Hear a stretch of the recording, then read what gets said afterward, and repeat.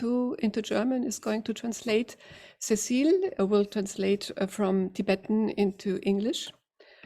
Sasha will translate from English into Russian, and Abraham will translate from Vietnamese into English. Alex Munoz will translate into Spanish, and I think I have, and Rocco, he's going to translate into Chinese. Furthermore, I send all my warm wishes to all the Sanghas around the world. We are extremely happy that we can celebrate this wonderful day today, and it is also the 1000th birthday of Ngok Dorje, so it's a very, very special day today. This event is going to be moderated by Daniela, who represents and works since 2016 for the Mar Ngok group. I welcome you very warmly, and I pass over to you, Daniela. Thank you. Thank you, Carolina. Yes, we are very happy to celebrate this event for the third time. And just 1 month after finishing the second Hevajra Drupchen in Germany. But not only here in Germany, the practice of Hevajra and Nairatmya is revived. Meanwhile, retreats are held on an annual basis in Asia, Europe, and in the US, together with the Dharma talks and the connected Tantras. So with that, the great knowledge of Lord Marpa Lotsawa, the great translator, will be passed on again, nearly like in former times when the Ngok family preserved his teachings and passed it on to further generations. So that is why the Mahaparinirvana of Ngok Dorje, as Carolina said, one of Marpa's heart sons, was chosen as a date to commemorate the whole lineage. And yeah, this morning we found out that it's also the 1000th anniversary this year. So the Mahaparinirvana and the 1000th anniversary. So what a special day today. All of this is taking place to the dream and the visionary foresight of His Holiness. We are so fortunate to have him with us today and that he will shed more light on Lord Marpa Lotsawa's teachings. To do so, he will give a Dharma talk with an overview about a specific approach to the perfection process practice of the 6 yogas of Naropa called Sepo and its protectors. His Holiness Drikung Kyabgun Tinlalundup, the Gyalwa Drikungpa, it's an honor to have you speak today.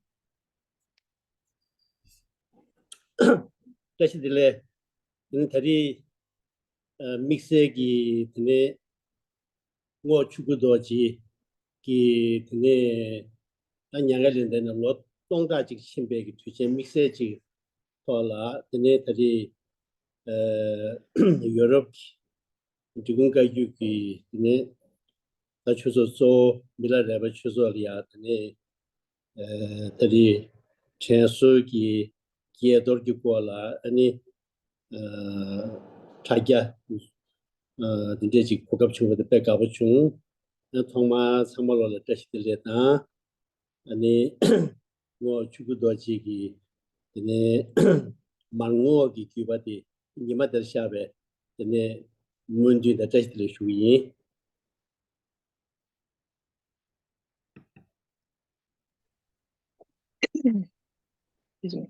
I am very happy today to celebrate this event, this commemoration of the Mar Ngok lineage, and especially today, this year. This is as the sound is not okay, or it's good. Sound is fine. Okay. Especially this year, as this is the 1000th-year anniversary of the birth of Ngok Dorje. And I'm very happy today to have been invited by the Milarepa Retreat Centrum in Germany, who is the main Drikung Kagyu center in Europe, to talk about Hevajra and the Mar Ngok lineage. So I would like to extend to each of you my tashile and my thanks also to the Mar Ngok group who's organizing this event.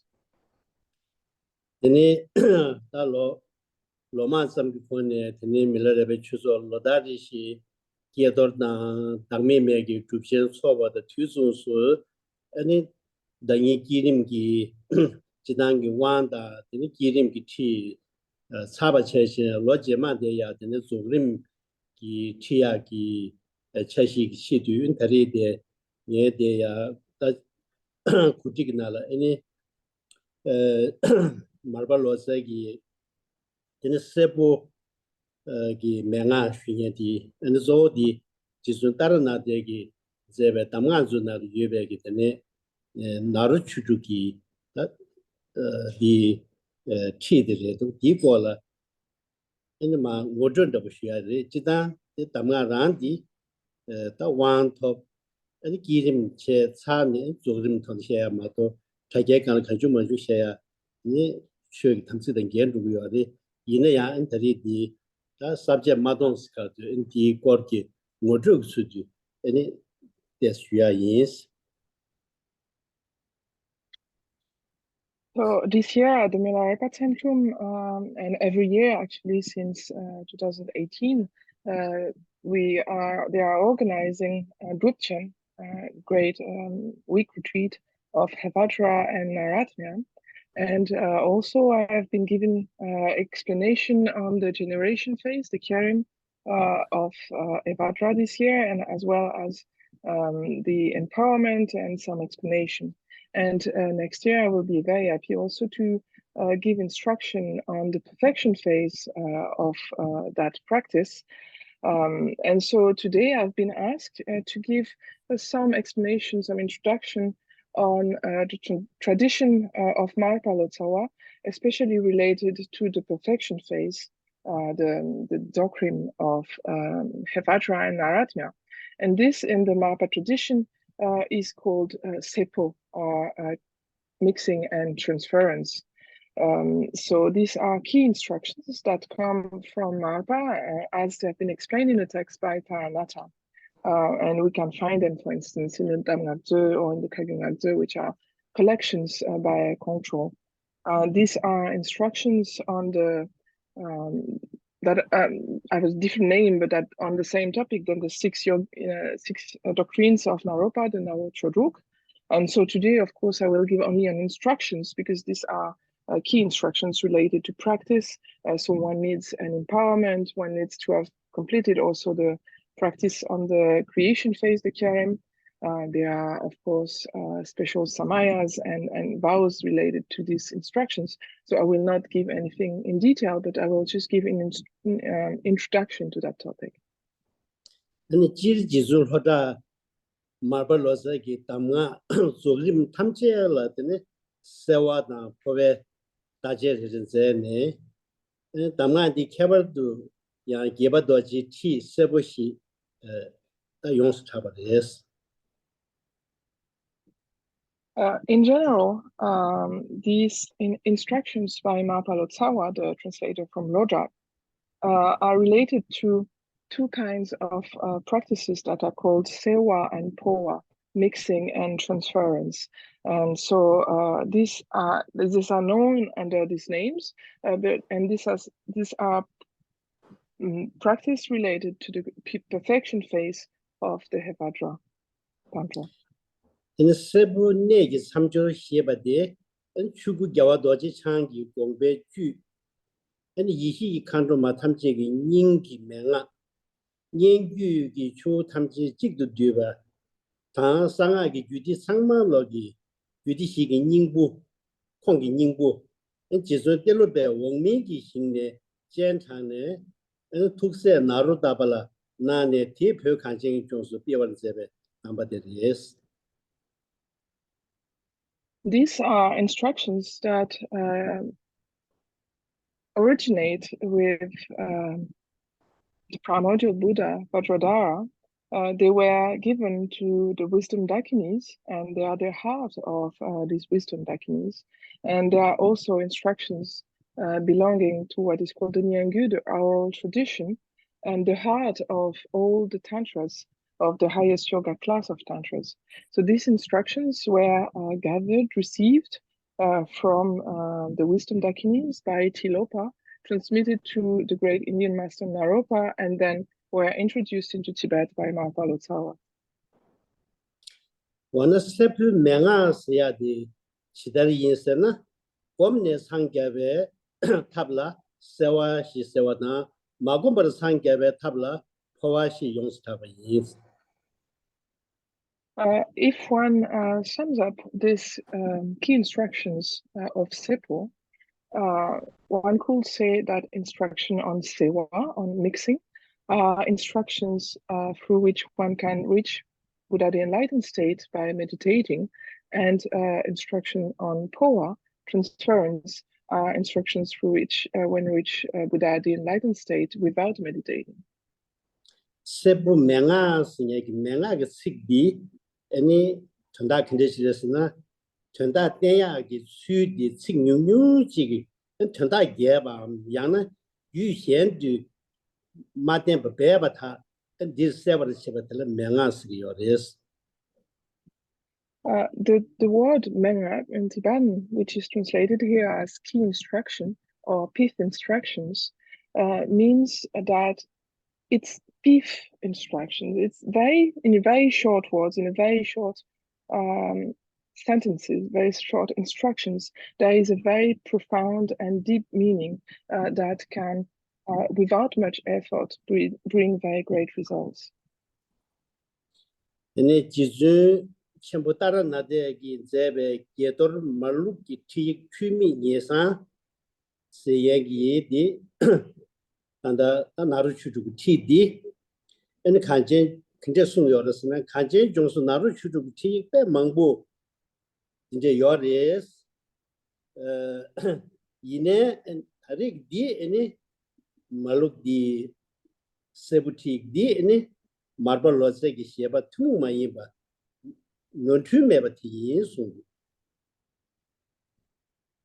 So a text that gathers these instructions was composed by Jetsun Taranata.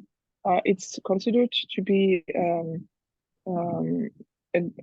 practice manual on the Hevajra practice according to Marpa's tradition, and especially on the 6 yogas of Naropa, according to Marpa's tradition. And of Hevajra. And in this text, Taranata says that in Tibet there are many different manual of instructions on the 6 yogas of Naropa, but this one in particular is expounding on Marpa's tradition, and it's a perfect, and it's devoid of mistakes. It's explaining without any mistakes how was Marpa's tradition of the completion phase, of the perfection phase of Hevajra.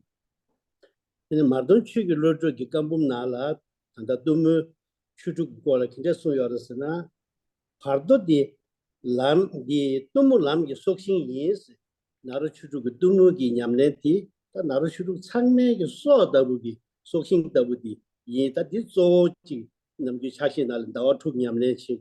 That is Zawa did the soaking the Yesu. Goda soaking carriere. Baldo de Tumu. Tumulam soaking pillar double soak. Live pillar double soaking the soaking is so Tumu. Marpa. Sebastian, Sebastian. or Dido, Tumu Lamke soaking ye, Hova Lamke Loju ye, Pardo Lamke Suma ye, Milam Lamke Treze ye, Wese Lamke Ningu ye, Tunjuk Lamke Tuma ye, Leke Lamke Pongdu ye, starting the Sundu, Tumudi, Naruchu Bige Lam Changme, Nanke soaking the man. Pillar double the result. Lasso. In the Shanda, like Sui, Poa Lam Kikare? Poa Lam Loju is Logi? The Poa di Lam Gi that the Yamle Sandal de Mogoba, then by 찹지기 That's all. 상계 신금도 로추 이스. That's all. So Marpa in his collected works gives instruction on all of the 6 yogas, and in particular he gives comparisons for each of these practices, and he compares the practice of tumo inner heat to the pillar or the central the central pillar of the path of Mahamudra that then which will lead to Buddha, the enlightened state. And then he also gives other comparisons for the other practices of the 6 yogas. 아니 포와디 람기 로추 이스다 람 샨달로 땀 먹어봤더니 센답스 포와 로추 이스도 로추. 할랍들 란으로 파이 찬을 쳐다 쳐 로추 봐.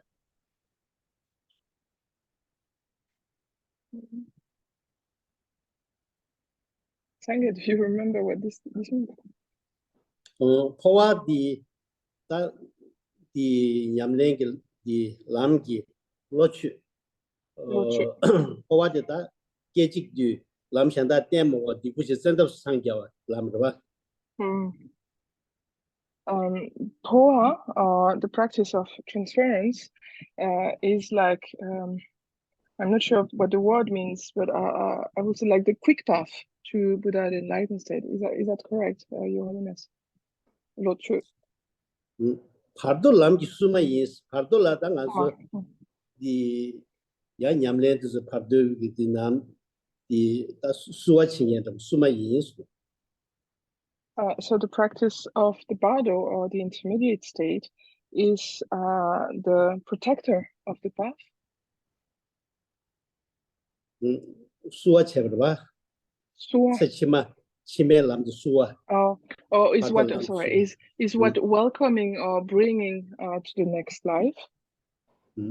밀람 람기 트레제 이스 밀람 디나라드네 밀람 장네 라수 나로 추르냐다 트레제 디 킨델레 유미 왜세 두스 기젤레 유미 다야 이스 밀람 워셴 발라서 치아 냠네도서 밀람 람기 나로 추르 람기 트레제다 이스 세트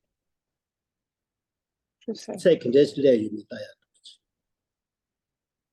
Oh, Trosel also, I'm not sure what it means. 밀람 dream stage 봐.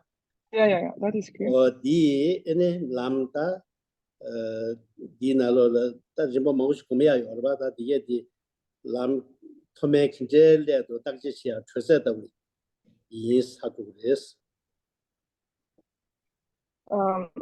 So these are the names of all the practices of the 6 yogas. So first was inner eat, then Poa transference, then Bardo, the intermediate state, and then the next practice is the practice of the dream yoga. So this is a practice that is related to recognizing the nature of dream. And I'm also not sure what Trosel. Trosel is how high is level 딱지시야봐. Trosel 기zel레. 냠레 킨젤레. Okay. So this is a way to assess the level of one's practice on the path. 왜세 람기 닝구 is. Then the next practice of the 6 yogas is the practice of luminosity or clear light. And this is the heart of the path. 총죽 람기 튜마 있다. 포와 총죽 디 아니 세사스나 야샹다 지기나는 주시 람디 세드 튜야 튜마 is. 튜마. 튜게비야 join. 세가마 한데 세드라 세체마 튜야. No. And then 종죽 디 람기 튜야. 람기 튜마 땅가 시차스나 아니 야 로직이 나는 옛남시 다 죽으러 와. 튜구로 와. 튜제 continue. 튜마 is. And then the last practice in this system is called Dongjuk, which is also could be translated as entering the city or entering a corpse. And it's a practice that is a continuing or a joining of the path, which means that one can enter, when one dies, instead of dying, one can enter into another body and thus continue one's path. So it's a continuity of the path. 근데 세부들 지수 따라 나저 소야 되니 세부 시바 시단 기름의 세와타 뇌차 왕의 세와 디무 우세의 세와 시체의 시구의 송도 Shedan karere? 시단 Continue. 기름의 세부ですTiene doja. 뇌차 왕의 세와 디무 우세의 세와 시구의 송도 Cell to cell.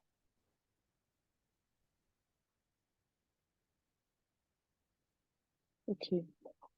Then, so with regard to the term sewa, which means mixing, and so in the term sepo, there is this first term sewa, and so Taranatha explains in the commentary that one mixes the three kinds of afflictions. So one brings the afflictions on the path. So one mixes them on the path by uses them in one's practice. So with regard to the affliction of aversion, this is mixed into the creation phase, the karen. The affliction of desire attachment is mixed into the empowerment, and the affliction of ignorance is mixed into luminosity. 양태나 신기 되니 시세와나 람기 세와나 리뷰 세와 시게 송네 아니 디 치다를 근저 세워서나 디 기시 파도라 기조니 세와데 시세와 인도 Yeshibado. 기조니 세야디 기림다 조림니 세야디 시세와데도 And in the same way, this mixing, so it's a particular kind of practices that are referred to by this name of mixing. This mixing can be related to to basis, path, and fruit. First, the mixing of the intermediate state between birth and death is the mixing of the basis. Milam pardola and milam da samde sewadi and lamgi sewahidu. Then there is the second mixing, which is the mixing of the path. And this is related to the second bardo, which is the bardo of the dream, or the bardo of the dream state and meditative state. And siba padola uese seyadi jebugi sewadedo. Sewa lamgi jebu. Shipe bardo. The siba padola. Sipa bardo. Uese na And sewa. Then there is the third bardo, which is the bardo of becoming, or the intermediate state of becoming, which is corresponding to the practice of mixing with luminosity, and this is corresponding to the mixing of the fruit. So 당에 투수 페이지 퇴바 까망아 신사소 당에 다 참석이 이 상마야고 요양에 문제 주의 토지시. Yes, sir. And so His Holiness says that now the time is that was this 15 minutes time is concluded. So he wishes everyone to should delay and was very happy to give this short introduction. Thank you, Your Holiness. And thank you, Cecile, for jumping in and translating.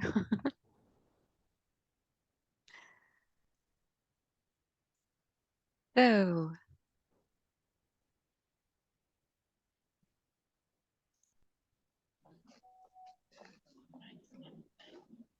thank you, Your Holiness, again.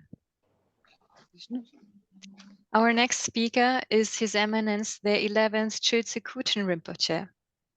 His Eminence is a well-known teacher and is very devoted to the teachings of Lord Marpa Lotsawa and to His Holiness's wishes for the propagation of the Mar Ngok tradition around the world. We also appreciated his participation in all the Hevajra and Nairatmya drupchans, which took place at the Milarepa Retreat Center in Germany. Today, His Eminence will be teaching about the life of the great Pandita Naropa, the main teacher of Lord Marpa Lotsawa. Your Eminence, Chötse Rinpoche, it's a pleasure to have you here today.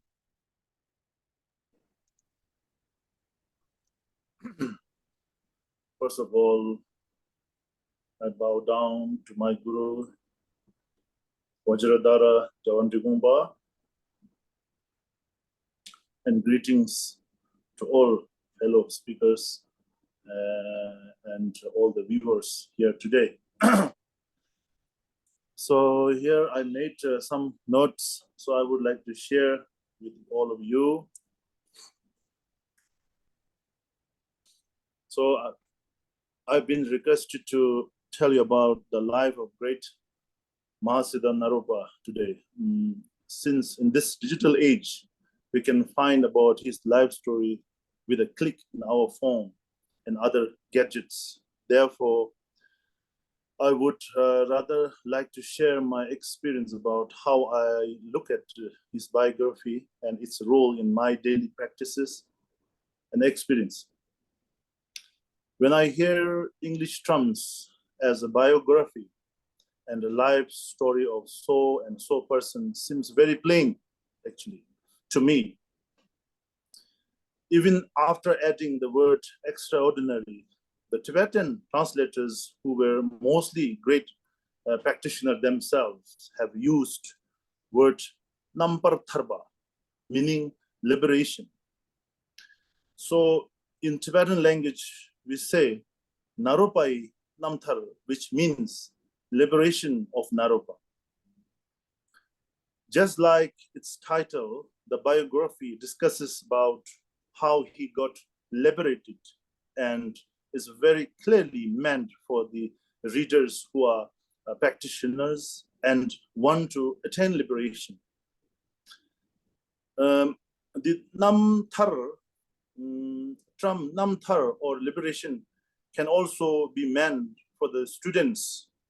The way how great gurus got liberated is an example for them and will lead them to their Namtharpa or liberation as well. However, these days, practitioners having heard or read various biographies of Naropa are acting like non-practitioner academic scholars, getting entangled with the dates, names of people, places, and worldly events like marriages. I'm not saying that they are not important, but being caught in these things, the readers forget to find the essence of life stories. For me and in the society I grew up in, the Mahasiddhas like Tilopa, Naropa, Marpa, and Milarepa are like heroes. We hear about them all the time in our daily conversations. Just look at the status of these gurus. From the beginning, it shows that they are fully accomplished and learned scholars. Their intentions were pure and their masters were genuine from unbroken lineage. Their dedication and devotion towards Dharma and to their gurus are exemplary. Yet they are humble and their supernatural powers were displayed only when they had to make the disciples understand the true nature of mind and phenomena and to inspire them to practice. As a successful guru, they have managed to produce many well-known gurus and Mahasiddhas. The greatness of life stories of those Mahasiddhas is that each reader will to understand and discover meaning according to their own level and experience of Dharma. Not only that, these namtars serve in different purposes to different individuals. For the beginners, they serve as guidance and inspiration. I personally heard from one of my master, one of my guru, the great Nupa Rinpoche, advising new Mondo practitioners to read more often Namtar of Milarepa, the life story of Milarepa. So my personal experience with these life stories is that there are always new meaning and deeper exploration every time I read or hear them. So my version of Naropa's biography that I would relating is said to be written by Marpa Lotsawa in a text called Demcho Khando Ninju, also known as the Rechung Ninju. Like most of the Mahasiddhas, we find many transitions in the life of Naropa, transforming from Prince of Kashmir named Kundu Zampo into well-famed Pandita of Nalanda, and then abandoning everything to become the great realized Mahasiddha Naropa. Some may find his life very confusing. There is a disbelief of him not being a real prince or him being going crazy. For an example, in the biography of Marpa by Tsangye Heruka, Ngok Lotsawa calling Naropa the mad yogi who had abandoned the abbotship of great Nalanda University. Being born privileged and rich, he learned and mastered the 5 sciences. He was then made to marry an impossible to find Brahmin girl named Chimamepa, who was the daughter of Brahman Karze. One day, he persuaded her to leave him and he became monk. He received monkhood from Abbot Chugi Lama, Chugi Changchuk, and Chugi Ishi at the monastery of Pulahari, or Mountain of Flowers, which is also in Kashmir. His ordained name was Chugi Jansen. He later became very great scholar after the demise of Abbot Jungne Dorje, the guardian of Western Gate of Nalanda University. Naropa was offered to take his place. Naropa defeated guardians of remaining 3 directions and scholars of non-Buddhist sects in debate and became the undebated abbot of Nalanda. He was entitled as Paldin Jingme Thakpa, meaning the glorious, fearless, famous one. But such success and accomplishment for him came to an end when he encountered an ugly old lady who claimed that only her brother, also a prince, turned into a monk and became a mendicant yogi. He realized the true meaning of Buddha Dharma. He was Lord Tilopa. Biography of Tilopa claims that he was from Bengal and was linked with all well-known monastery of Somapuri, which is in Bangladesh at the present and is called Paharpur, meaning mountain of bricks. So the quest to find this Mahasiddha Tilopa started with an important advice from old lady whom Naropa have asked whether she could help him to meet Tilopa. She thus answered, "If you go now, you won't see him. However, pray to him earnestly and you shall meet." So this advice signifies the importance of mukhu, or devotion and respect towards Guru. Lord Choban Jiden Somgun has also said,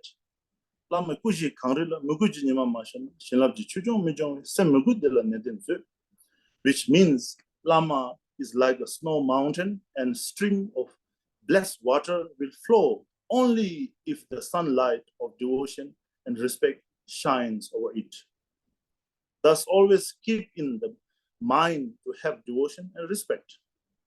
Keeping that in mind, Naropa accumulated Chakrasamvara mantra 100,000 times, and prophecy coming from the sky directed him to go to east.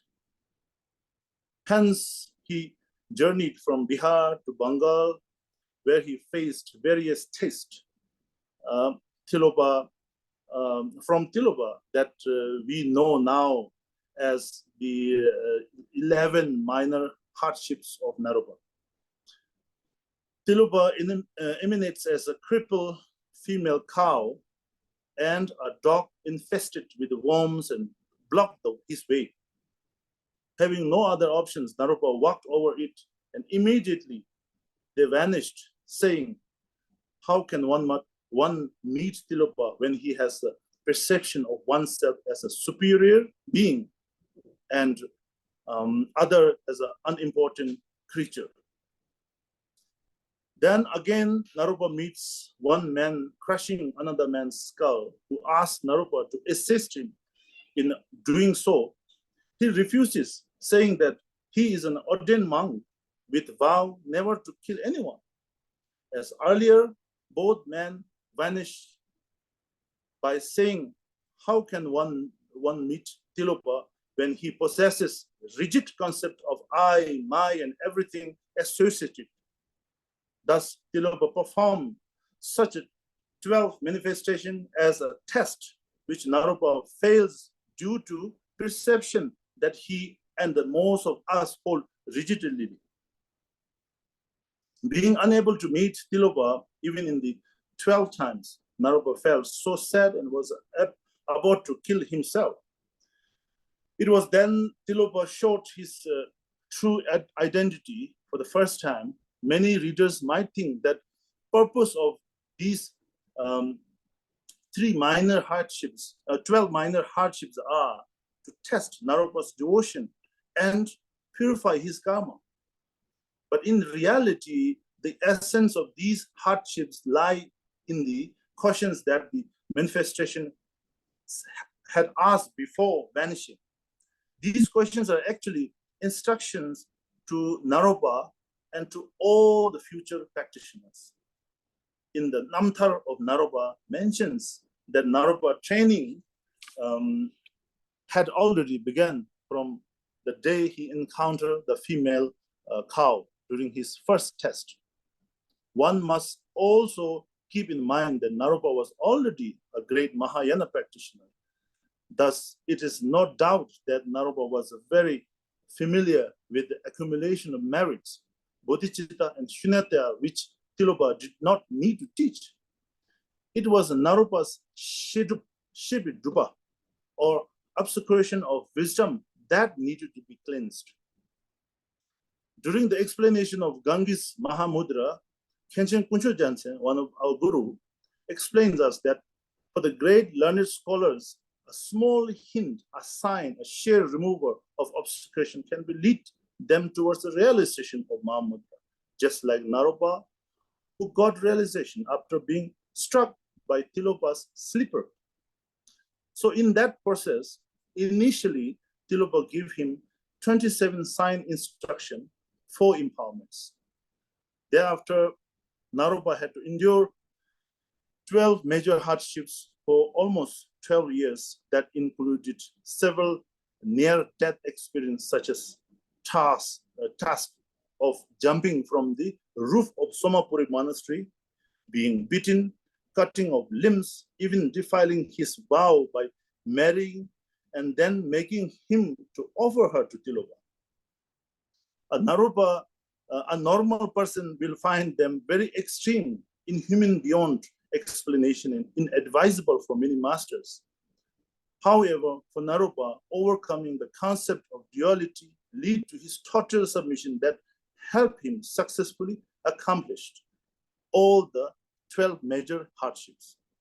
Yet, the point here is, it was not Tilopa, but was Naropa who really benefited from those accomplishments.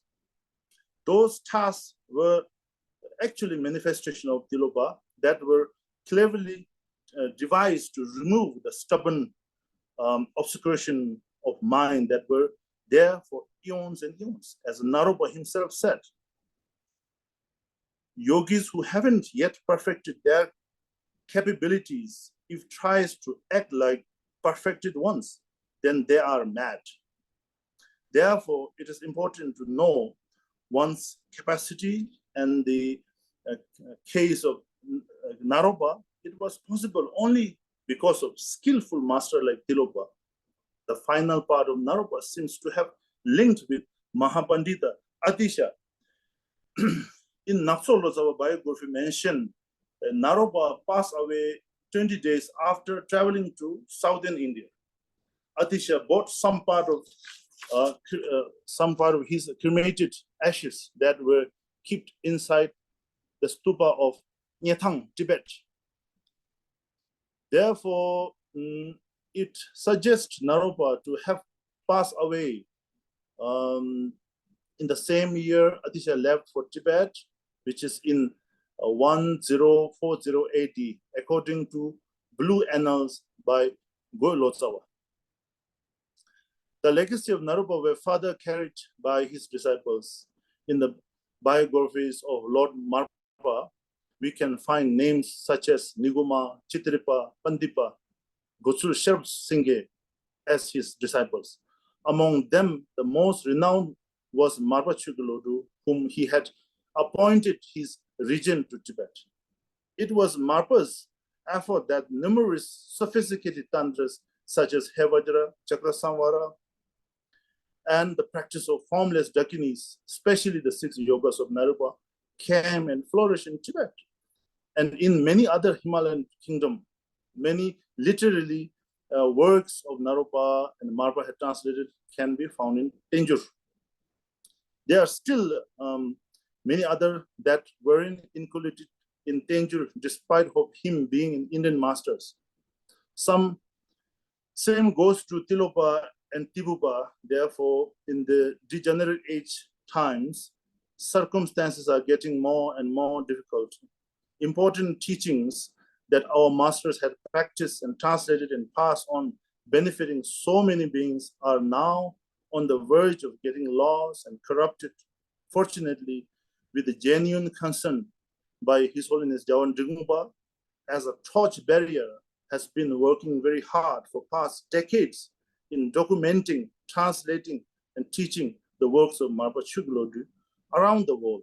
Initiating the commemoration of Mar Ngok lineage has opened the door towards more awareness and participation and connection. Following the footsteps of gurus, remembering their efforts towards Dharma, it is thus as his student and practitioner of Mahamudra lineage share and shoulder the responsibility of preserving and promoting the sacred Mar Ngok lineage so that they may continuously benefit sentient beings until samsara becomes empty. Thank you. Thank you very much, Your Eminence.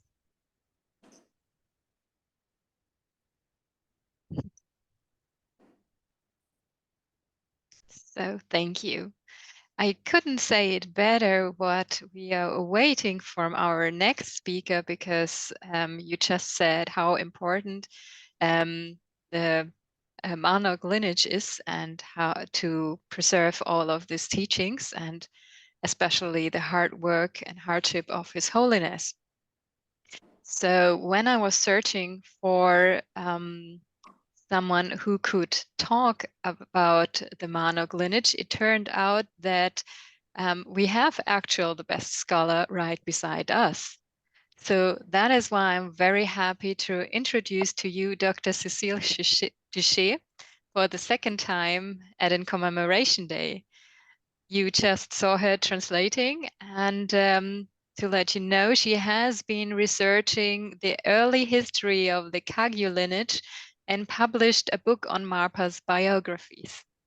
At present, she's translating the commentary His Holiness made for the Hevajra practices, as well as she's being the main researcher for all the sadhanas of the Hevajra and Nairatmya circle of the Mar Ngok tradition.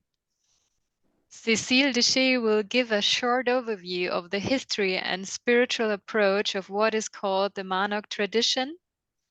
And also she will talk about how the teachings were particularly preserved in the Drikung lineage, and maybe also how they were preserved in the 19th century collection, the Kagyu Naktso, if we have enough time, which was compiled by the great Jamgon Kongtrul.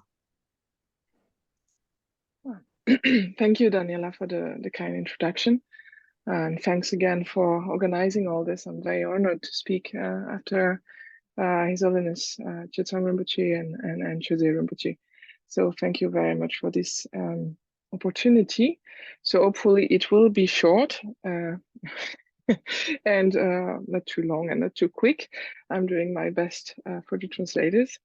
Today I would like to talk, like Daniela said, about this Mar Ngok tradition, a little bit about the history and the approach of the Marpa tradition of Hevajra and Nairatmya.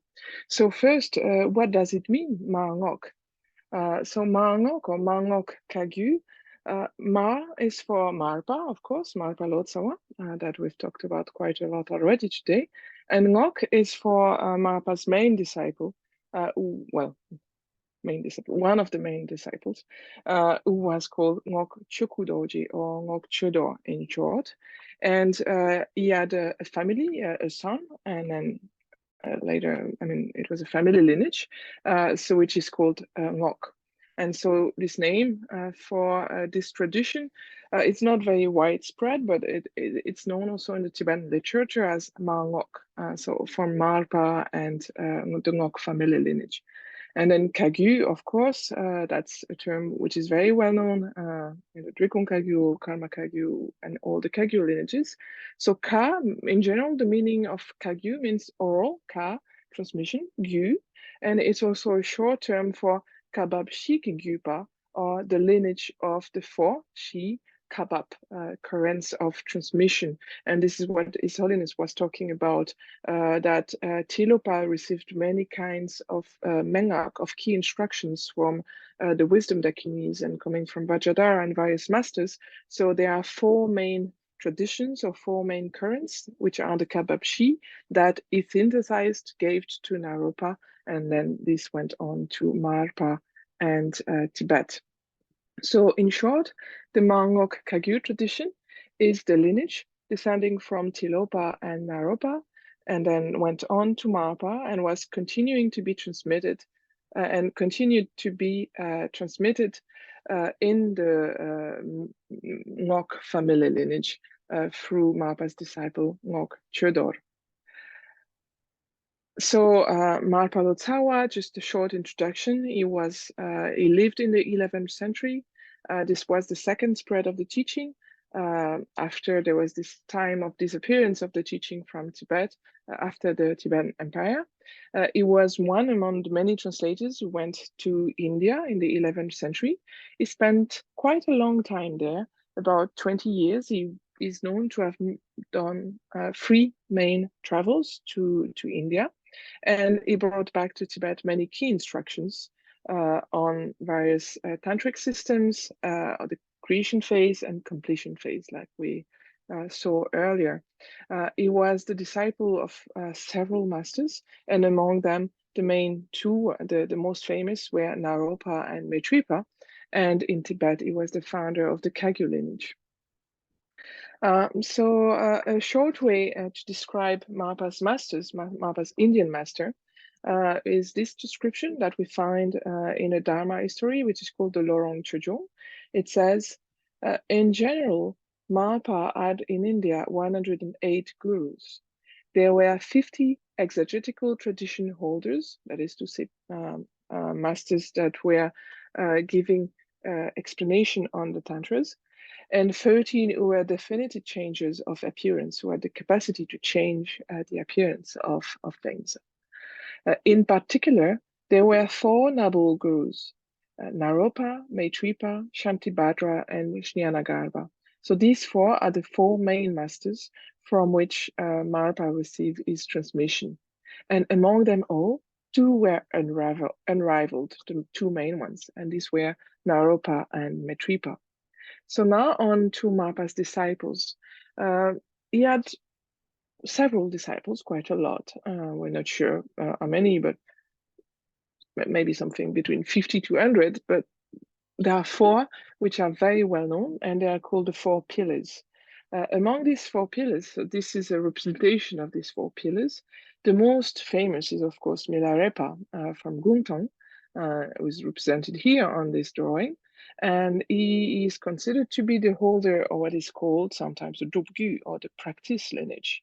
And then there are three other disciples, which were Mitten, represented by the Garuda, Dritten by the lion, snow lion, and Ngokten or Ngok represented here by the tiger.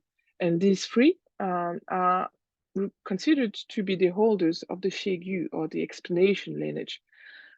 So the difference between the two is that Milarepa did not receive the explanation on Tantras such as Hevajra, etc., but mostly received practice instructions related to Chakra Samvara and the 6 yogas of Naropa, and then he mostly practiced them in retreat, while the others, Meten, Dritten, and Ngokten, also received from Marpa instructions on the Hevajra Tantra, the Vajrapanjara Tantra, and other systems. And this is why they are called holders of the explanation lineage. So to start with the first, what is called the practice lineage that went to Milarepa, so Milarepa, of course, is the one represented here in the middle. We could say that this is the yogic style, that is to say Milarepa went to the mountains, and he mostly practiced the 6 dharmas, the Naro Chodruk, and among them in particular inner eat or tumo. And his main practices were related to the Chakra Samvara Tantra, and this is what is called later well, there were many practices on the Chakra Samvara, but this gave rise to the Nyingyu, or oral transmission. And he had two main disciples, which were Rechungpa here to the left and Gampopa here to the right. So Gampopa was a monk. This is why he's represented here in red. And Gampopa had two main masters, Milarepa and Atisha. And this is why Gampopa is known to bring into union, or to bring together, the two lineages of the Kadampa and of Marpa through Milarepa. So this is the union of Kadam and Mahamudra. So the Mahamudra from Milarepa and the Kadam instructions from Atisha. And Rechungpa followed the style of Milarepa. So you can see here he has white clothes, just as Milarepa. So it's Repa, the white cotton, the one who wears the white cotton. And he continued what is called the Rechung Nyingyu, or Denchop Nyingyu, that also Chöze Rinpoche now told about, that the biographies using of Naropa was coming from this Denchop Nyingyu lineage. And these are tantric practices related to Chakra Samvara. So these two main disciples, Rechungpa and Gampopa, then gave rise to several lineages in the Kagyu lineage. So first is called the Nyingyu, the oral transmission, and then Gampopa gave rise to the various Dakpo Kagyu lineages. So Dakpo is because Gampopa was coming from a lineage, from a place that is called Dakpo in Tibet, to the south of Tibet. And so Gampopa had many, many disciples. And he had four main disciples. The first Karmapa, the Samkhenpa, Pamodrupa, Lama Shang, and Barom Dharma Wangchuk, who gave rise to the four primary Kagyu lineage. And from one of them, Pamodrupa, then there are also yet extremely many disciples, and 8 main ones. And these 8 main disciples then gave rise to 8 secondary Kagyu lineages. And among these 8 was the Drikungpa. from Jigten-sungen, Lord Jigten-sungen, that then gave rise to the Drikung lineage. So all these lineages, the Karma Kagyu, the Drikung Kagyu, Drukpa, Taklung, Barom Kagyu, they are all Dakpo Kagyu lineages. That means that they come from Milarepa, Gampopa, and then all these masters. But when we are talking about the Marpa Kagyu lineage or the Mar Ngok Kagyu lineage, these are not Dakpo Kagyu lineages because they do not come from Gampopa nor Milarepa, but from Marpa's disciple Ngok. So now we'll go back a little bit to Meten, Tsorten, and Ngokten, who were the other three disciples of Marpa. And we will focus more in particular on Ngok Shödor, whose main practice we will now talk about. So before going on to Ngok, maybe I will talk just a little bit about Marpa's main teachings. What kind of teaching did Marpa bring back from India? So mostly what we know about what Marpa bring back, it's Tantra. Tantras associated to the highest level, the Niruttara Tantra, highest yoga tantras. So there were various cycles that Marpa received from Naropa, Maitripa, Shantibhadra, and others. So there are the two mandalas associated to the Hevajra Tantra, the mandalas of Hevajra and Nairatmya. This he gave to several disciples, but mostly to Ngok Chödor.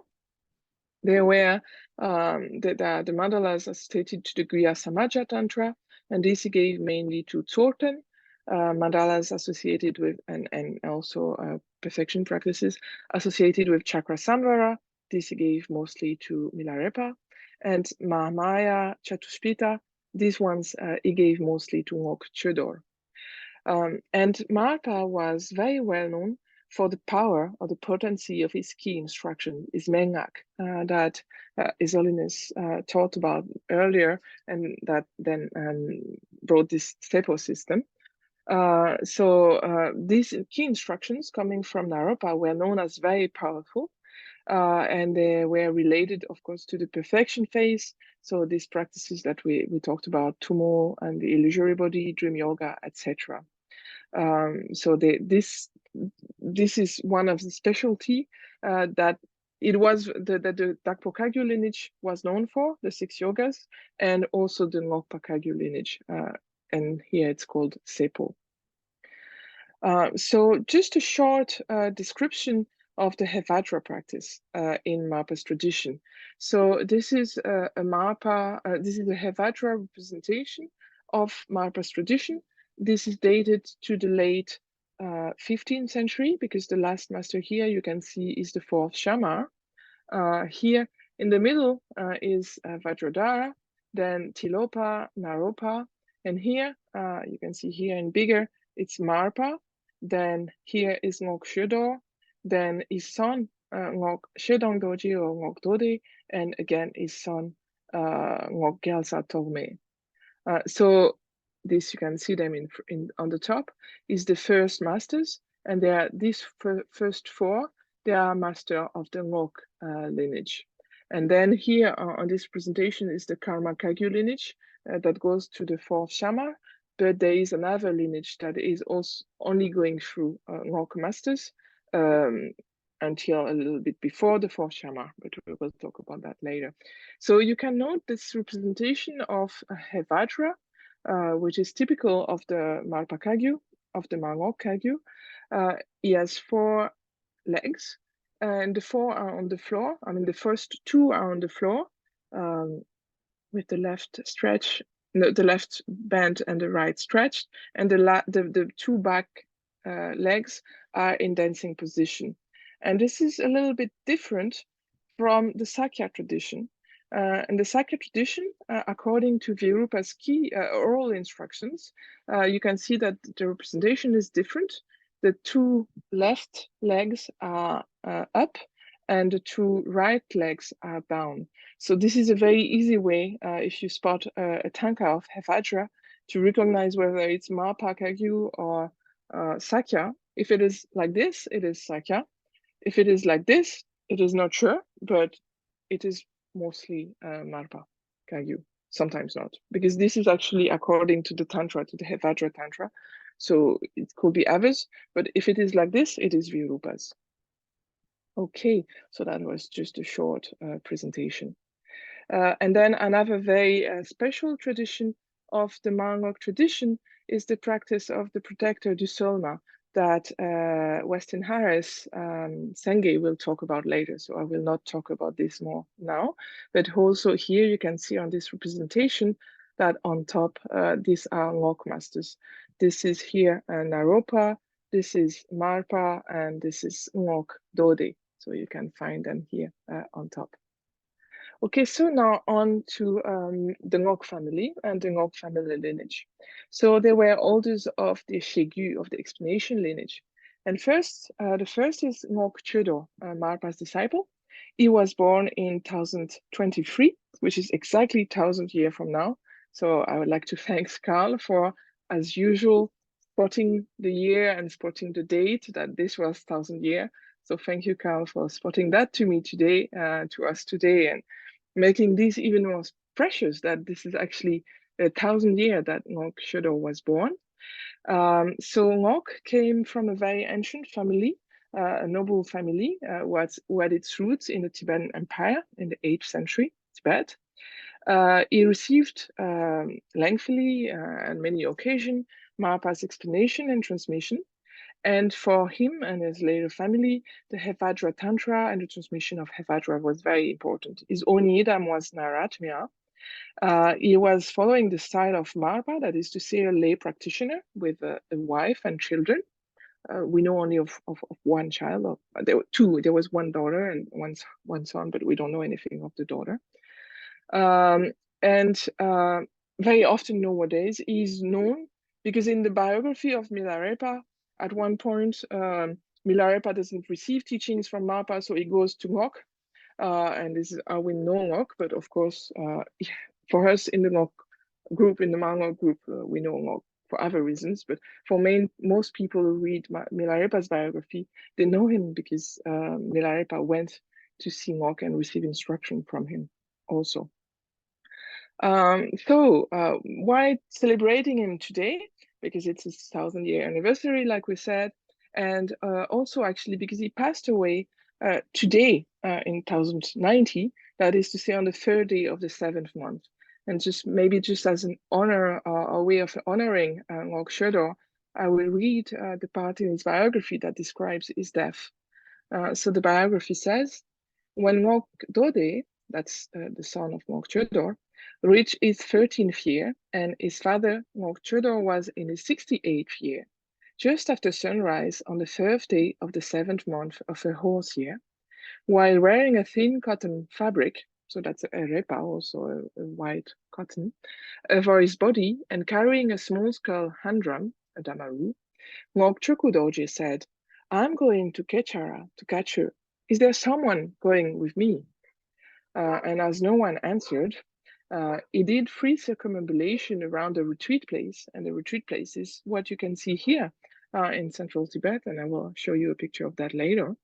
So he did 3 circumambulation around the retreat place, and as no one else came, he stepped on a boulder over which a stupa has been built, so it's likely to be here, left a dazzling footprint, and ascended in the mist towards Kachu in the sound of the hand drum. So one could say that this is a rather miraculous way to leave his body and to die. So that's the description of the way Ngok Chodor left this world on the 3rd day of the 7th month. So today, but 1000 years before. Okay, just for a short picture of the place where the Ngok family was located. So if you've gone to Tibet, you will know that this is the Lhasa airport in Gongkar. And this is the Shong Valley, and Hermitage was here in Shong Cheuxing. So this is in central Tibet. If we look at a map, so this is Lhasa, this is Gongkar. So Shong or Shong Cheuxing is around here at the Red Cross. So this is right in central Tibet. That the Ngok were situated, their seat. So then Ngok Shido's son was called Ngok Dode, or is also called Ngok Shidong Dorje in the text he composed. He was a very prolific writer, very learned writer, learned in Marpa's tradition, and he is considered the source of the Ngok tradition because he wrote on all the mandalas. He is the one also who gathered Marpa's relics, and he established them in the seat of Ngok Treshin. And he was living at the same time Gampopa and Rechungpa, and he was very famous. It is likely that at this time, Ngok Dode, Gampopa, and Rechungpa were equally famous as heirs to Marpa. And so he was a very great proponent of Marpa's teaching in the 12th century. He had 6 children, but they all died quite young. But one of them also had children. And so his grandson, Kunga Dorje, was the one who founded the seat of the Ngok family, which is called Treushing, and that we've seen where it is. So this is the family tree. I'm not going into details into all that, just spotting here. The ones in yellow are quite important. And the one I'm going to talk about here is Ngok Jangchukpa, who is the last important Ngok master. He lived in the late 14th, early 15th century. Is often called the 7th of the Ngok. It's not all, it's a symbolic number. We're not always sure what are the 6 before, who are the 6 before. But also in the text, it's sometimes called the last of the Ngok. So the last important holder of the Ngok lineage.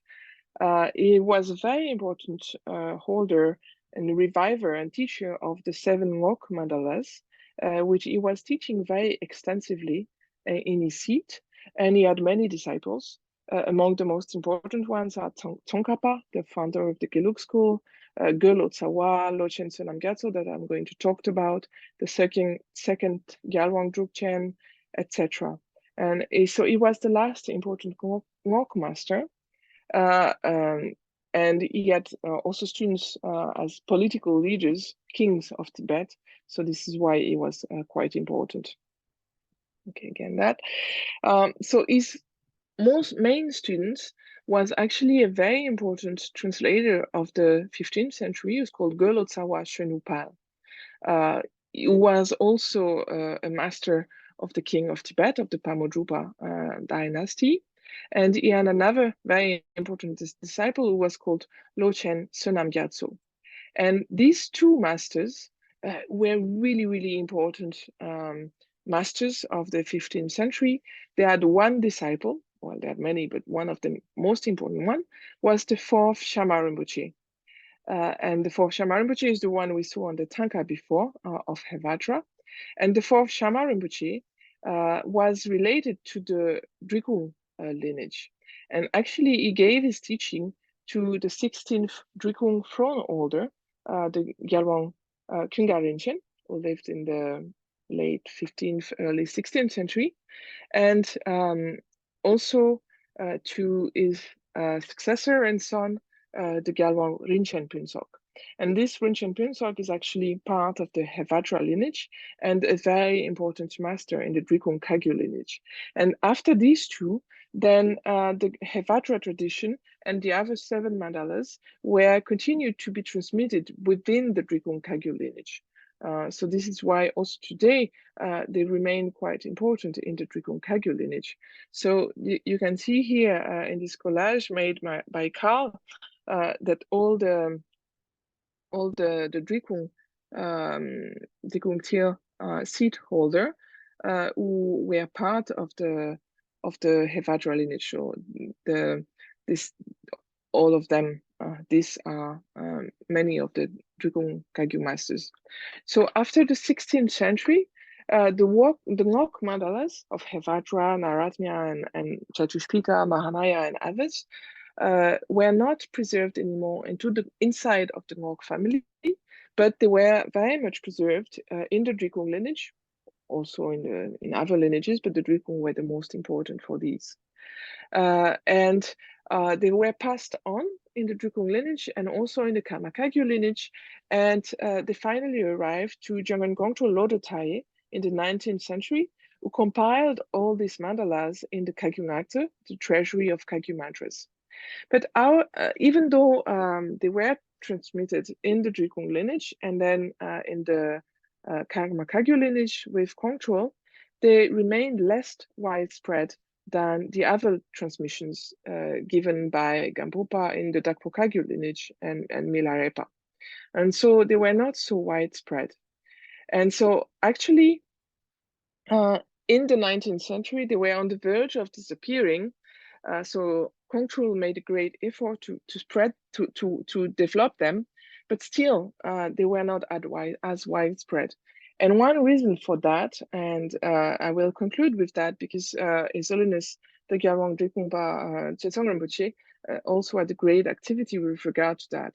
So in the 17th century in Tibet, there were invasions, or there was an invasion by Gushri Khan, a Mongol Khan, who came into central Tibet. He removed the king of the time, was very much related to the Karma Kagyu lineage, and then the 5th Dalai Lama came to power, and this is what is called the Ganden Pojong dynasty, or the Ganden Pojong rule in Tibet. So this was in 1642.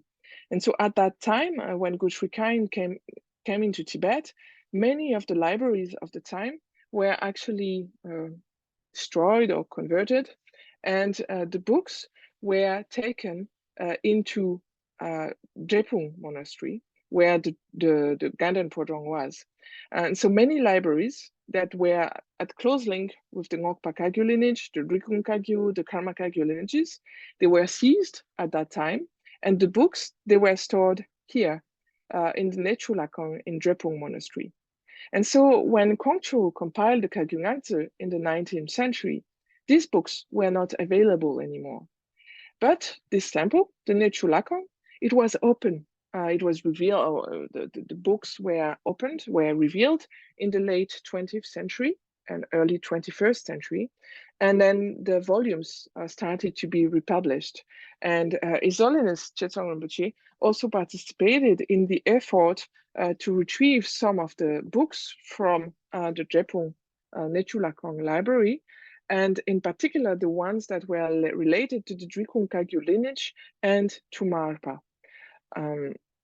So just here, so he made a great effort to receive these teachings, to publish them, and to compile them. So I will just to give a few idea of how these books were. So this is Drepung Monastery near Lhasa, and this is the Nechulakong. So the Nechulakong is here on top. It was founded in the early 15th century by Tsongkhapa. And so these were all these books were stored. So this is the Nechulakong inside. So you can see there was a lot of dust for many centuries, these books. So there were like thousands and thousands of books, and they were all like this, stored in this way, more or less good way. So here it must have been quite difficult to read them. So these are just pictures of all these books that were kept. And so then, and this is also someone, Karma Delek, who also took part in the Palsak publication house to the republication of this. And so His Holiness Chetsong Rinpoche also took part of that, in that efforts, in these efforts to publish them. And this is how, for instance, 150 volumes of the Drikung Kagyu Chözu were republished. And among them also, there was a Marpa Sungbum with 3 volumes, with a lot of text on the Kyerim and the Dzogrim of the Marpa Mangok traditions. And also His Holiness composed a full volume of sadhanas on Hevajra and Nairatmya, according to Marpa's tradition and according to this text that have been found in the Nechulakong and that were not available to control in the Kagyu Ngangtse. And His Holiness also composed commentaries on the Hevajra Tantra, commentaries on the practice of the Hevajra sadhana. And he also, like it was said before, encouraged and organized Drupchen all around the world, in India, in Tibet, and in Germany, of Hevajra and Nairatmya, both in Tibetan and in English. And he encouraged us to translate many of the ritual texts and these commentaries into English and now also in other languages. And in general is a great support for the practice of Hevajra and Nairatmya in various forms. And so today there are several projects. He also has projects to revive the other mandala, such as Guya Samaja and the other mandalas coming from Marpa. So through all these efforts, this transmission of the Mar Ngok lineage coming from Vajradhara, Tilopa, Naropa, Marpa, and then the Ngok family lineage, then the dritten lineage, Kongtrul in the 19th century. And these all efforts now are continuing with the efforts of Chetang Rinpoche today. And just here to conclude, we can see a few pictures of the Drupchen that was held now in July in Germany. And here to the upright, you can see a great rainbow that came after we did the Düsselma practice one evening. So thank you very much for your attention, and I will conclude with that. Thank you, Cecile. Thank you for giving us such a good overview and also adding those nice pictures. So,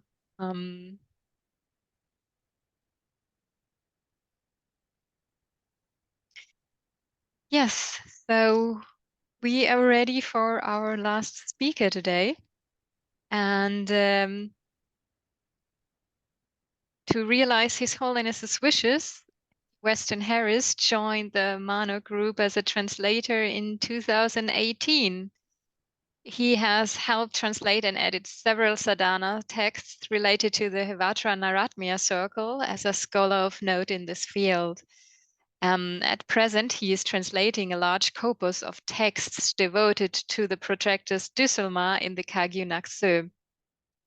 And we are very happy that Weston Harris will now talk about the little-known topic of Dharma protectors. In particular, he will discuss the history and significance of the Mar Ngok tradition's main protector, and we all saw her picture beforehand. Her name is Düsselma.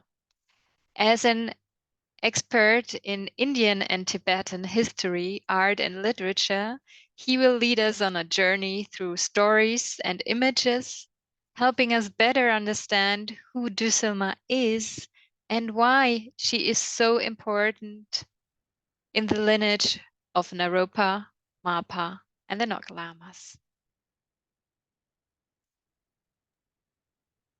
Thank you, everybody. It's wonderful to participate, and I'm honored to speak after such distinguished speakers as His Holiness and Chöze Kuchen Rinpoche and Dr. Duche.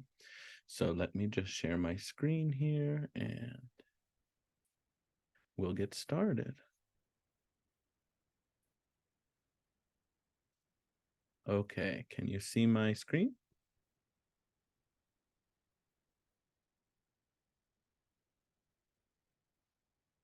I'll assume so.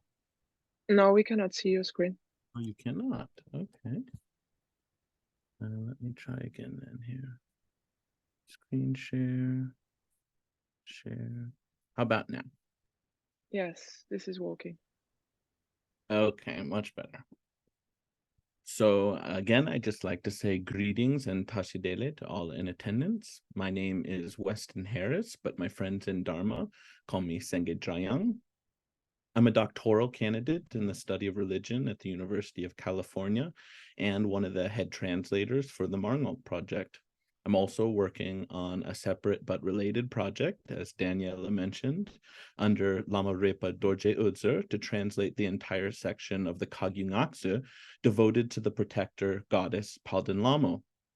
I'm also currently translating the Sepo text related to the perfection phase practices that His Holiness spoke on earlier. So having read and translated hundreds of pages of Düsselma material at this point, today I would like to share with you a general overview of Düsselma's fascinating history and to discuss her significance as the principal guardian of the Mar Ngok tradition. But before I do that, I first ask that our precious Guru, His Holiness Drikung Kyabgyong, Chetsang Tinle Lundup, and our glorious protector goddess, Palden Lama Dusama, grant their blessings, and that they please look upon me with patience if I make any mistakes in the course of this lecture. So, who is Dusulma? Dusulma is the Tibetan translation of the Sanskrit name Dhumangari or Dhumavati, which literally means something like endowed with smoke, but more generally signifies she whose color is smoky, a reference to her dark countenance. Her mantras identify her as a form of Mahakali, the great black one and consort of the famous protector deity Mahakal. She is revered as the primary protectress of the Hevajra Tantra and the Chatuspita Tantra. But more specifically, Dusulma is the personal protector of Naropa, Marpa, and Ngok Lama. In fact, the name Palden Lama, equivalent to the Sanskrit name Sri Devi, meaning glorious goddess, is attributed to several female protector deities. However, Dusulma, also known as Dokam Wangchukma or Kamadattvishvari in Sanskrit, which means queen of the desire realm, she is a particular form of Palden Lama with a unique history and a special significance in the Mar Ngok lineage. According to traditional accounts, Naropa supplicated 108 different Dharma protectors, but 3 of them would actually appear to take the offerings from Lord Naropa.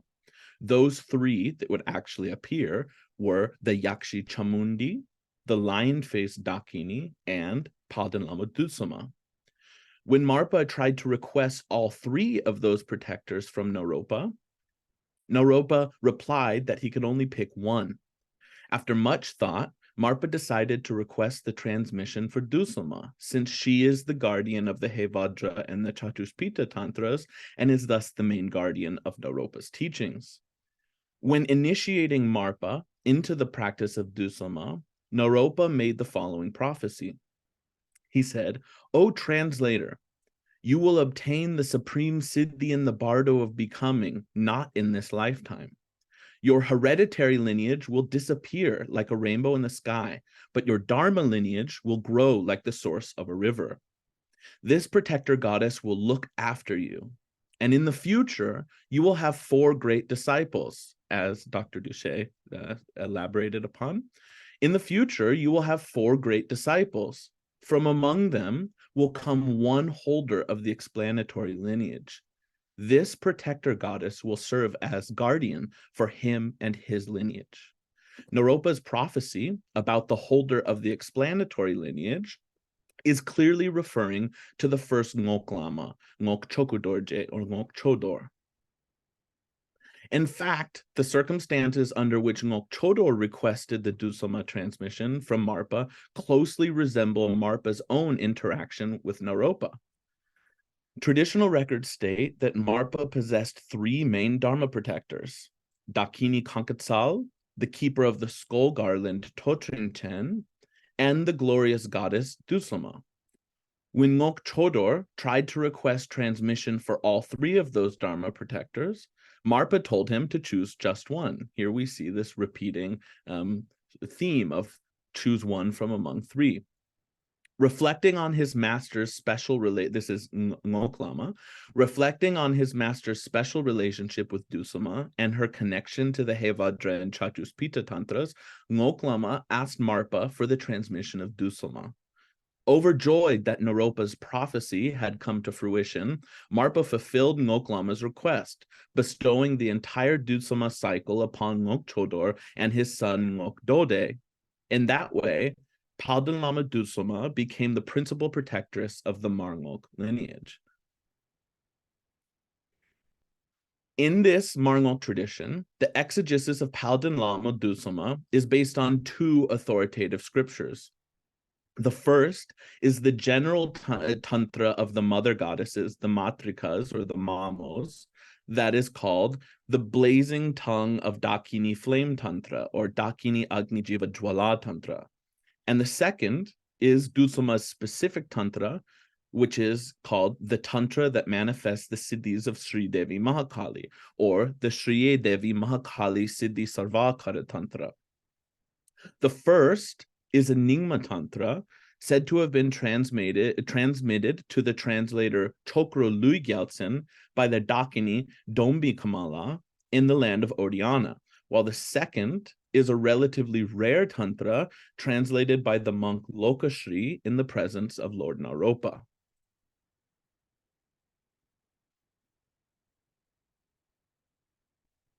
Similarly, the Mar Ngok system contains two levels of initiation for the worship of Dusama.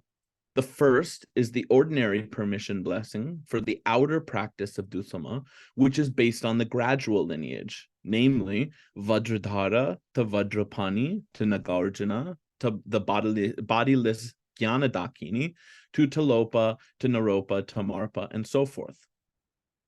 The second is the extraordinary blessing for the secret practice of the 20 deity Dusama Mandala, which is based on the uncommon lineage, namely from Palden Lama Dusama herself to Virupa, to Krishnacharya, to Tilopa, to Naropa, to Marpa, etc.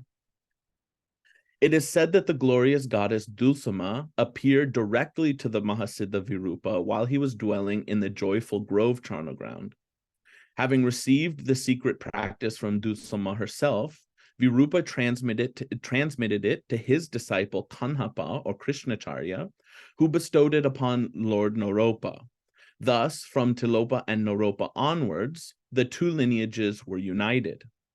Even today, the extraordinary permission blessing for Dusama's secret practice holds an exalted position in the Mar Ngok system. According to tradition, the ordinary permission blessing is given relatively freely, but the extraordinary blessing for the secret practice is only given to select disciples on a one-to-one basis. Upon receiving the extraordinary blessing for the secret practice, the disciple is said to become a definitive holder of the Ngok teachings. While Dusama is supplicated throughout several Kagyu and Sakyapa sublineages, we have now seen that she plays a very special role in protecting the Mar Ngok tradition. Having briefly surveyed the history and significance of Dusama, let us now turn our attention to the specifics of Dusama in her practice. The practice of Dusama,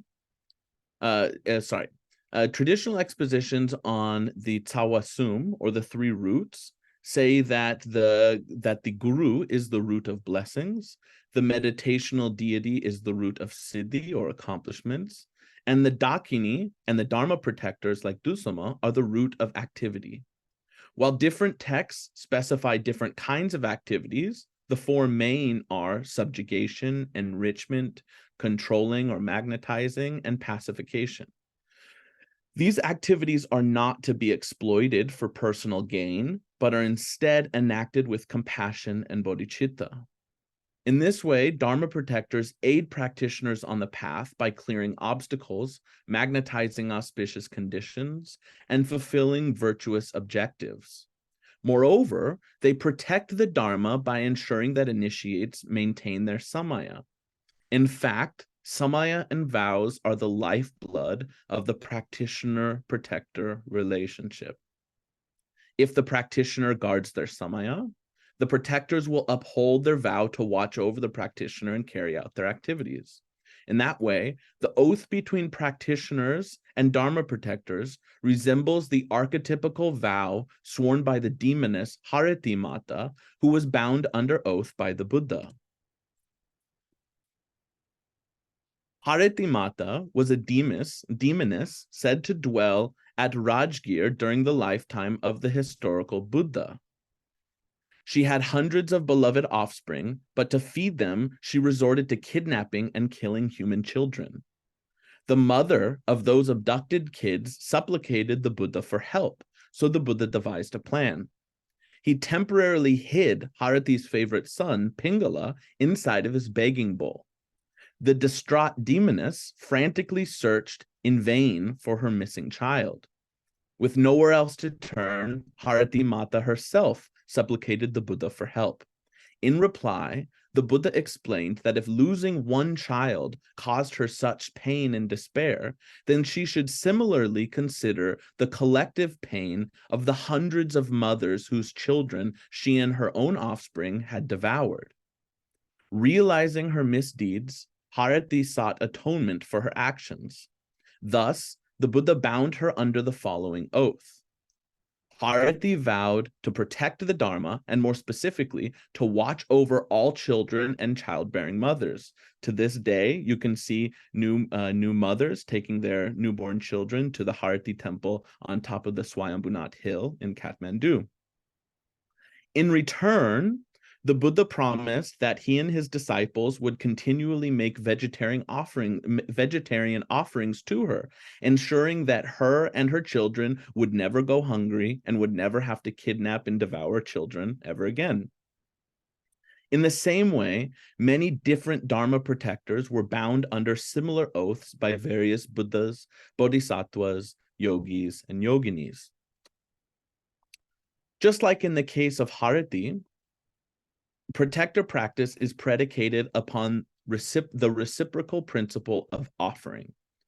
Perhaps the most recognizable form of offering in protector practice is the offering of torma, a sacrificial cake usually made from flour and butter, but sometimes made from other substances.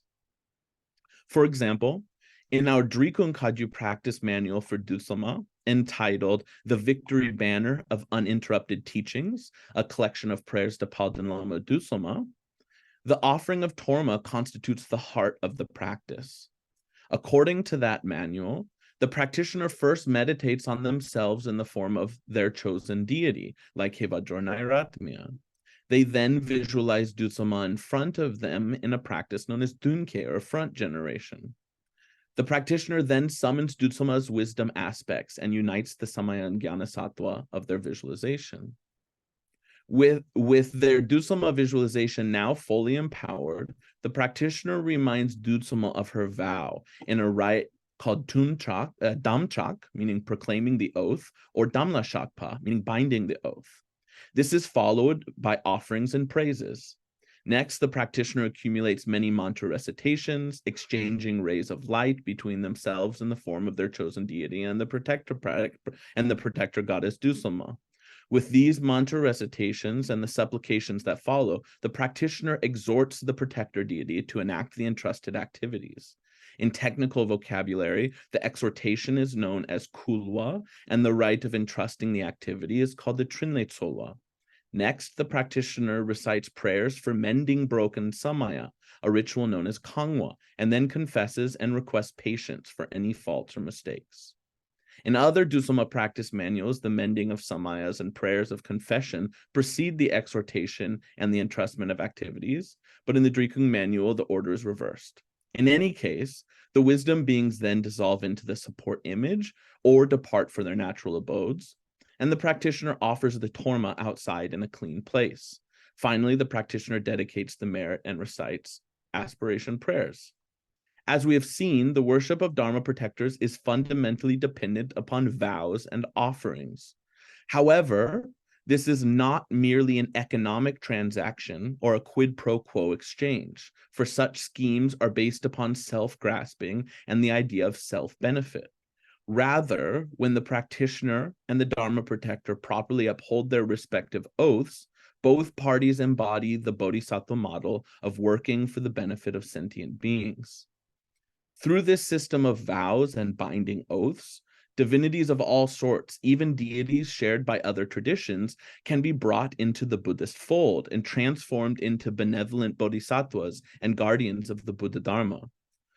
For that reason, it is perhaps unsurprising to find among the ranks of Dharma protectors many divinities shared by other religious traditions, like Kubera, the wealth deity, Chamunda, Yamadhamaraja, and even Shiva Mahadeva, known in Tibetan as Lhachenpo, or the great god. Even Dusama's Sanskrit names like Dhuma, Dhumangari, and Dhumavati, appear in other traditions, like the Hindu Shakya system of the Dasa Mahavidya, or the 10 wisdom goddesses. Similarly, mantras and prayers to Dusama include other epithets common to Hindu traditions, including names like Sri Devi, the glorious goddess, Kali, Bhadrakali, Mahakali, Kalratri, Bhairavi, Gauri, and Durga. To be clear, I am not saying that Buddhism and Hinduism are the same thing. That is worth reiterating. I am not saying that Buddhism and Hinduism are the same thing, but rather I am suggesting that many Dharma protectors have fascinating and complex histories.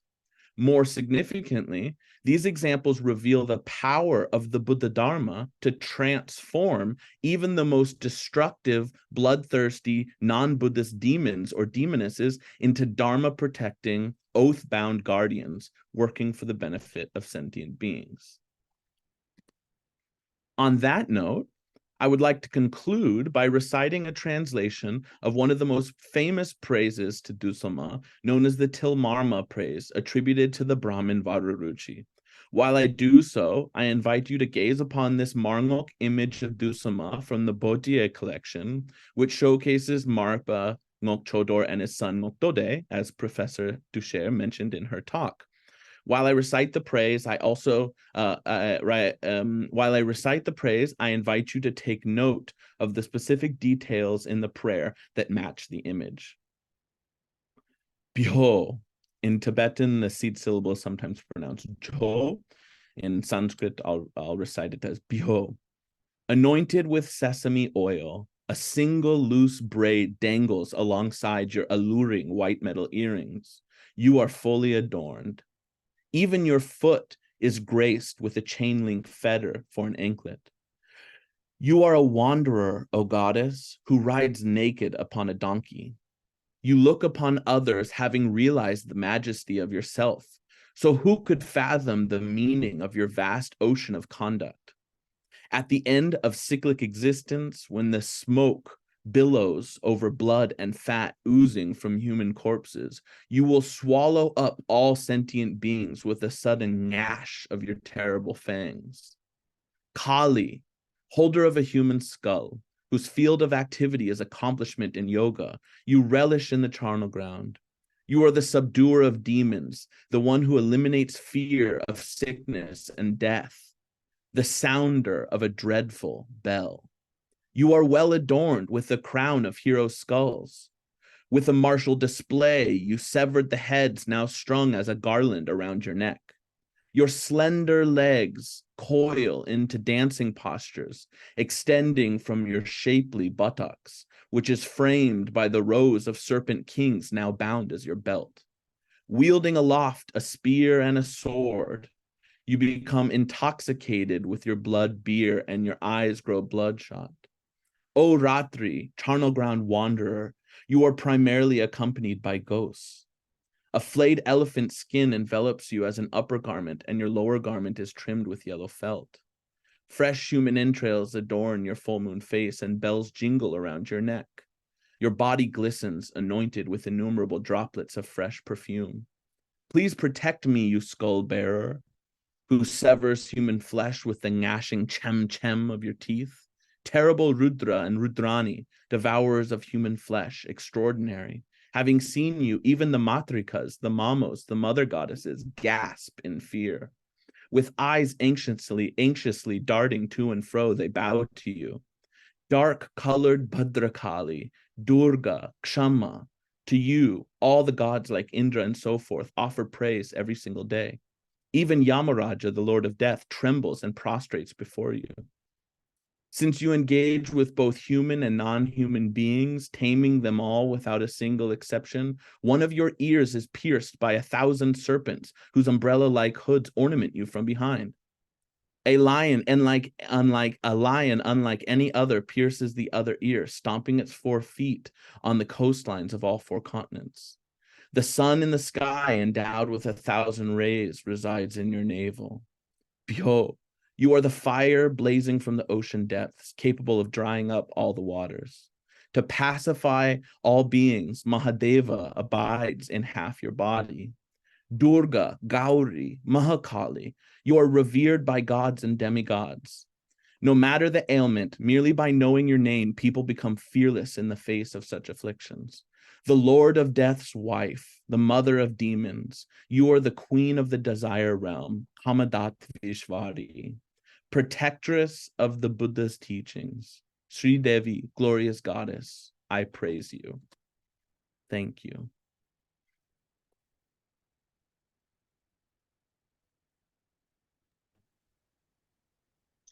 Thank you for this praise at the end. So may she protect us all. Thank you for your speech today. So just a second, spotlight. Okay, here I am again.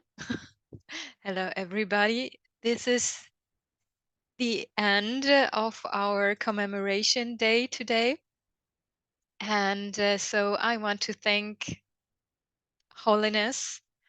I would also give my grateful thanks to His Eminence Chötse Rinpoche and to you, Cecile Duché and Weston Harris as our speakers today.